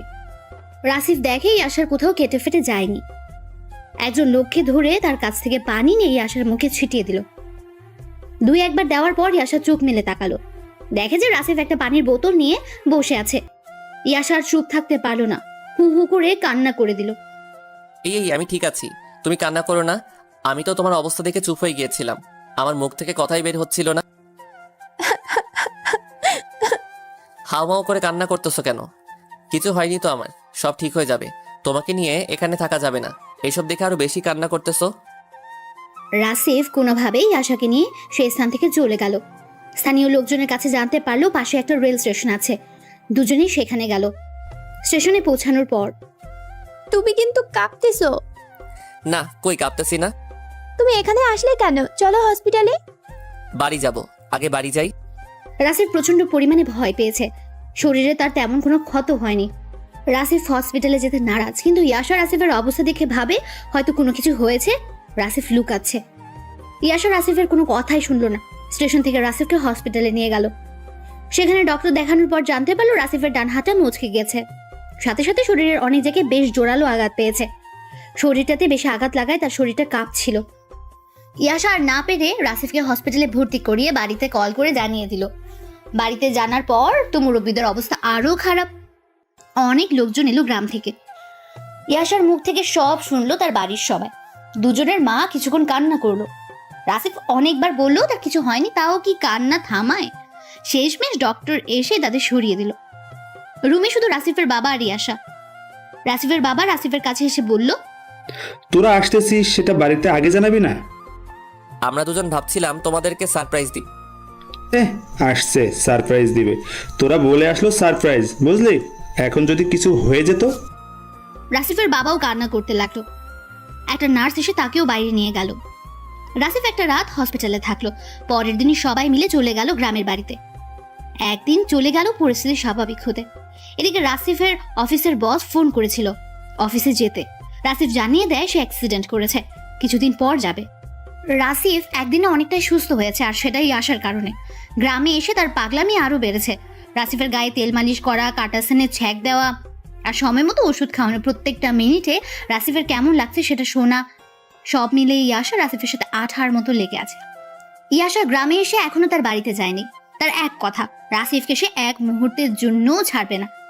রাসিফ যে কাজ করতে সক্ষম সেটাও করতে দেবে না ইয়াশা। এরকম একদিন চলে যাওয়ার পর এক সন্ধ্যাবেলায় ওরা দুজন রুমে বসেছিল। বাইরে ভেজা ঠান্ডা পড়েছে। এ সময় খুব কম লোকজন বাইরে কাজ নিয়ে পড়ে আছে, বাকি সবাই ঘরে। তো বিছানায় দুজন হেলান দিয়ে বসে আছে, পায়ের উপর কম্বল নেওয়া। ইয়াশা তার জায়গা ছেড়ে দিয়ে রাসিফের বালিশে গিয়ে হেলান দিয়ে বসলো। রাসিফ তার হাতটা ইয়াশার পেছন দিয়ে নিয়ে তাকে আরো একটু কাছে টেনে নিল। তারপর কপালটা টেনে একটা চুমু খেয়ে বলল, আমাকে সাথে নিয়ে যাবা তোমাদের বাড়ি? একা একা কেন যাব? একা যাওয়া যায় না।